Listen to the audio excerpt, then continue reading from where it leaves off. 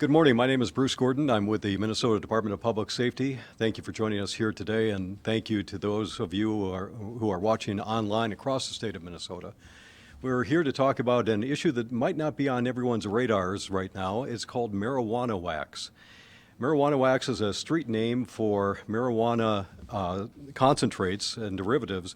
It's extremely high in THC. It's dangerous for users. It's dangerous for manufacturers.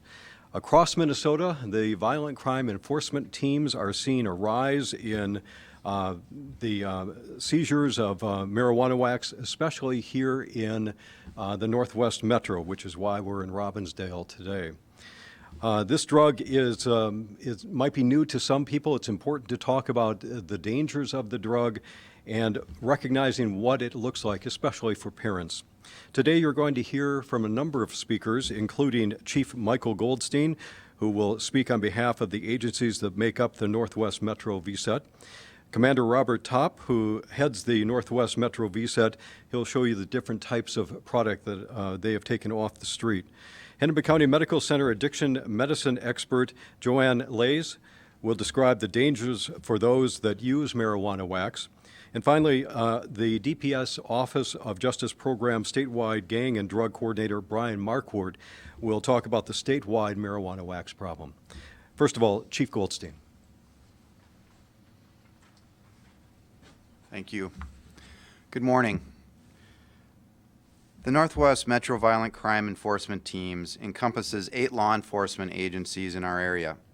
Today, we stand together along with the state's Violent Crime Coordinating Council because we are all very extremely concerned about the rise in marijuana wax.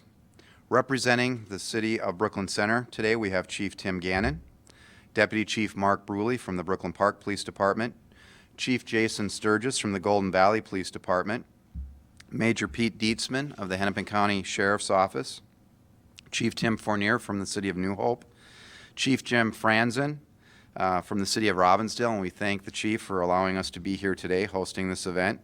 And we'd also like to recognize Chief Stephanie Revering from the Crystal Police Department, who unfortunately could not be here today. Our investigators have seen a significant rise in marijuana wax in just the first quarter of this year. Our VCET has seized more than 12 pounds of marijuana concentrates, compared with less than a quarter pound seized all of last year. The sellers are targeting teens and young adults. We need the public, especially parents, to understand how to recognize marijuana wax, as it looks nothing like traditional marijuana. And we also need to understand how incredibly dangerous this byproduct is. And we'll hear later from our physician as to what effects this actually has on one person's on their body. Our VCET commander is Robert Topp, and he's here to show us the different types of wax that we have seized. Bob. My name is Robert Topp. Thanks for allowing me to speak. I'm a sergeant with the Plymouth Police Department, and I'm the current commander of the Northwest Metro Violent Crime Enforcement Team. Yes, our team is made up of one assigned investigator from each of the member cities. They are a plainclothes or undercover investigator. A focus of our task force, or VCET, is violent crime, including weapons offenses and felony-level narcotic crimes, primarily sales crimes. We've definitely seen an increase in marijuana wax seizures. The table next to me represents some of the seizures we have executed in the first quarter of 2016. As the chief alluded to earlier, the amount of seizure from 2015 in totality, as just a guideline, would consist of this. This is about the total amount seized in 2015 by our VCET, compared to this. This is a form of marijuana wax. This is our latest seizure, and this is one of 8 packages seized during that seizure. It's concerning to me on several levels, primarily as a law enforcement officer, but also as a parent. I don't think the parents and the general public really realize what marijuana wax is and what it looks like. I brought samples, and I hope after the conference photographs are taken of some of the items we've seized. To date, as stated by Chief Goldstein, 12 pounds seized. That represents a street value, if broken down to the gram level, which it usually is, of in excess of $300,000. So we're happy that we're seizing that amount of narcotic off the street, and we believe it is being targeted toward youth. Generally, the targets of our investigations involving the dealing of marijuana wax are the 20-year-olds, and we find them dealing primarily to school-age kids, high school, and the college level. So those seem to be the primary targets, which is of concern to us. Anytime we encounter a marijuana case, it seems to go hand in hand with marijuana wax. It's becoming far more prevalent with our task force. We see it nearly at every marijuana search warrant we execute, and that as well is concerning, both as a parent and a law enforcement officer. It seems that it's becoming readily available to the youth. Generally speaking, our investigations have concluded that marijuana wax is coming to Minneapolis or Minnesota from the states of Colorado and California and Washington, states where the marijuana laws where marijuana has become essentially legal. And it's concerning to us here in Minnesota. The biggest concern for me is the youth and the availability of marijuana wax to them. And quite honestly, they don't know that the dosage they're going to take, which generally is considered a dab, which if you're not familiar with, a dab could be an amount from 1/10 of a gram to a total gram and sells for between $40 and $100. On the table to my right represents in excess, like I said, of $300,000 of marijuana wax seized by our VCET in the first quarter of 2016. My hope today during the press conference is to provide some education about what marijuana wax looks like, both in this form, which is sometimes referred to as shatter. It's a little bit harder. This looks like it was poured into a honeycomb form. Marijuana wax as we usually see it, and some of the items that go along with its use. Parents, if you see items like this in your children's rooms, rubber containers this size or smaller, these are used for containing marijuana wax. Marijuana wax is very sticky, so they use small rubber containers so that the substance will not stick to it. Marijuana wax can be used a number of ways. It is generally smoked. Most of us are familiar with e-cigarettes, this type. Marijuana wax is smoked both through these devices as well as some of the glass pipes located on the table. These are items to be on the lookout for as parents. We're concerned about the use and some of the effects that marijuana wax has on our younger people. At this time, I'm going to turn this over to the doctor who's present.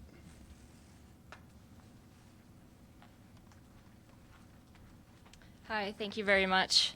I'm Dr. Joanne Lays. I work at Hennepin County Medical Center, and I'm one of their physicians that works in addiction medicine as well as medical toxicology, and I do consulting with the Minnesota Poison Control System.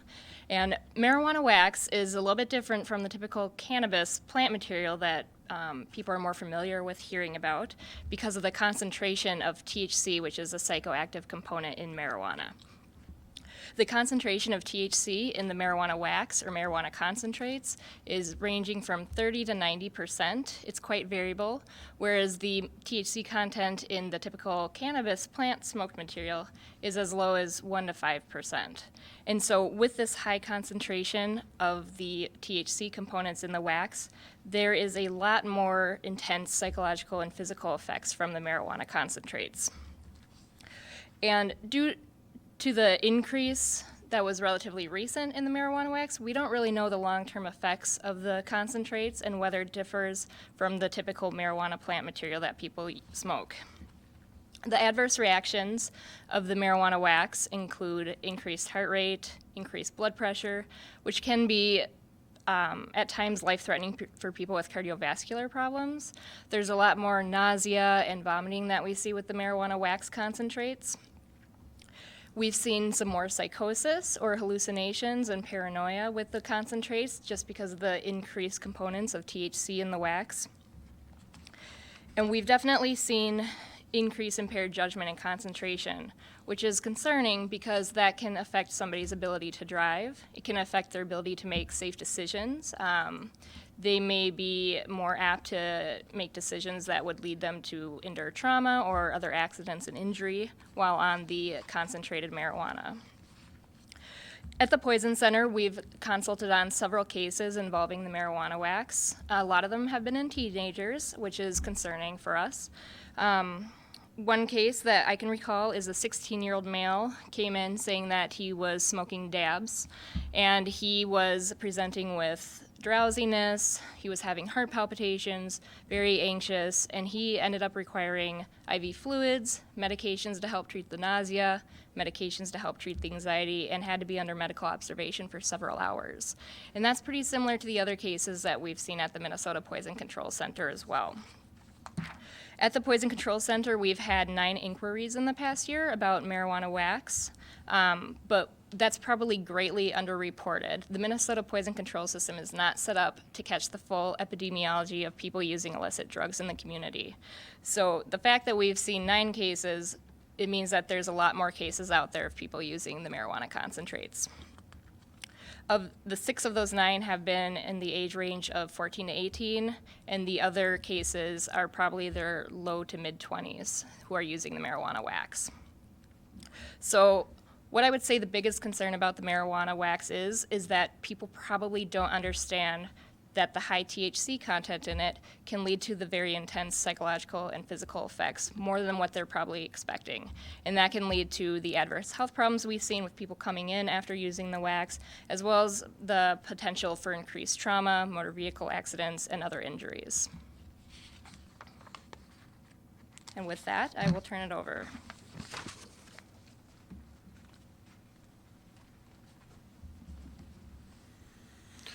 Good morning. My name is Brian Marquardt. I'm the statewide gang and drug coordinator with the Office of Justice Programs. Thank you all for coming, watching online or here at Robbinsdale. I'm here to tell you that this is not just a Northwest Metro, not just a Robbinsdale problem. I oversight the 23 violent crime enforcement teams across the state, and we are seeing this marijuana wax issue everywhere in the state. In all 23 of our VCETs, they're reporting not only seizing this substance, but also finding the manufacturing method that is so extremely dangerous, using butane. We've seen a dramatic increase, less than 1/4 pound in 2011 to over 27 pounds in 2015. You heard Commander Top talk about in 2016, just here in Northwest Metro, they've seized over 12 pounds just in this one VCET.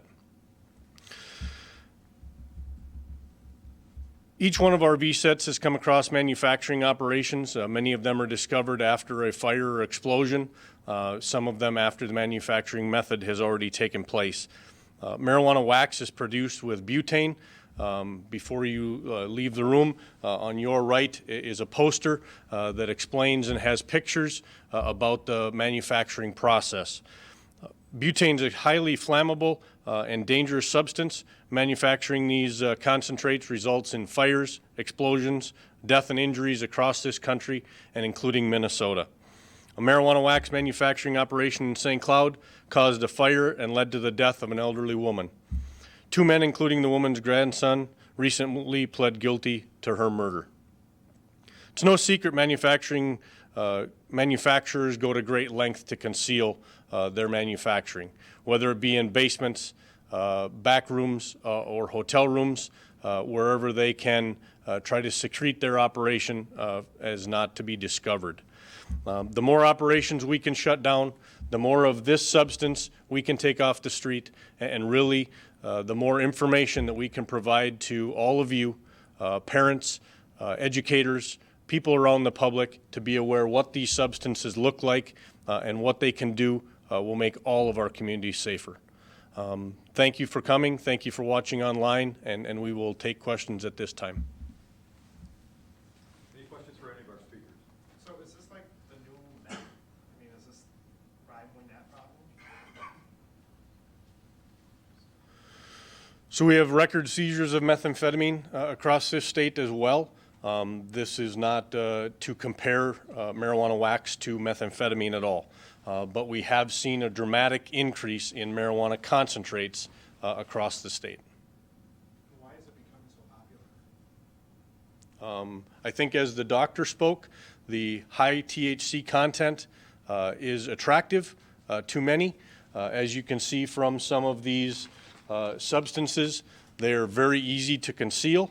They do not look like the traditional marijuana, so they are easier for people to hide.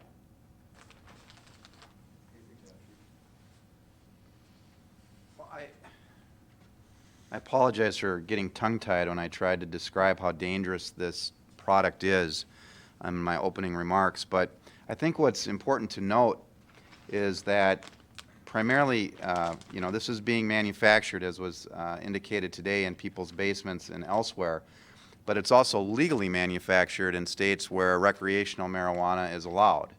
And a lot of this concentrate is coming out of Colorado, where it comes in different forms than even what you see here. It's edible. It comes in lollipops. It comes in something called Pop-Tarts. And if you look at the packaging, it looks just like Pop-Tarts, but it's Pop-Tarts. How do young people know the difference when they're grabbing something off the counter and they ingest it and then end up at the hospital? It's a dangerous substance. It can be used in many different ways other than, as was described, by smoking it, when you can put it in different food products and mask it with such a high THC concentration. It's very problematic. Any other questions? Not, I think we're good. If you want to get any close-ups of the product, you're more than welcome to.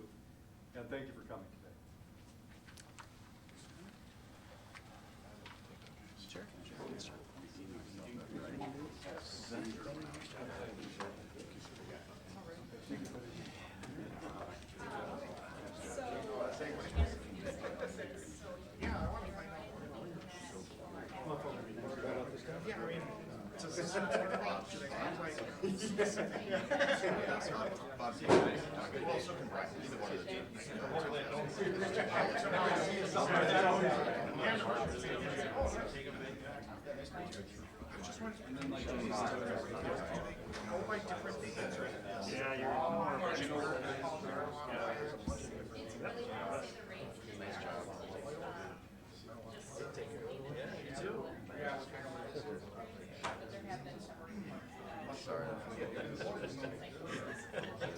I got a stroke up there.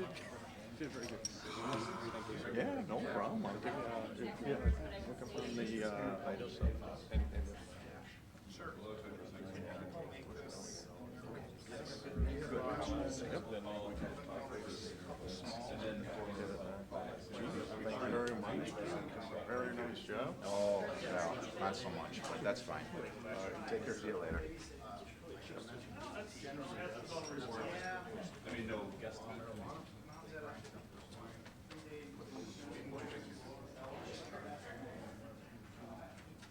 It's too complicated.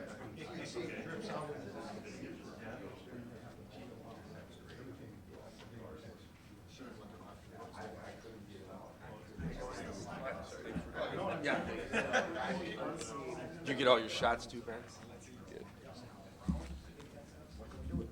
Joe, if that's helpful too. Oh yeah, I got one over in my little thing.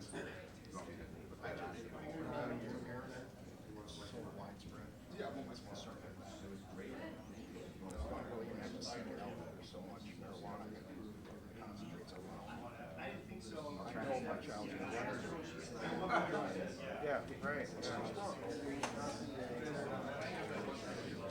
The regular marijuana is here too. Well, no, that's the only marijuana. Really, what was available back then is the green bushy kind. Yeah. And real quick, the bag that you held up here, like how much is this? Like 1 pound.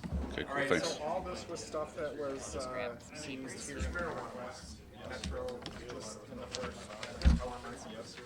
This is some of it. Some of it. I mean, This there's is more. the majority of it. These are the larger scale ones.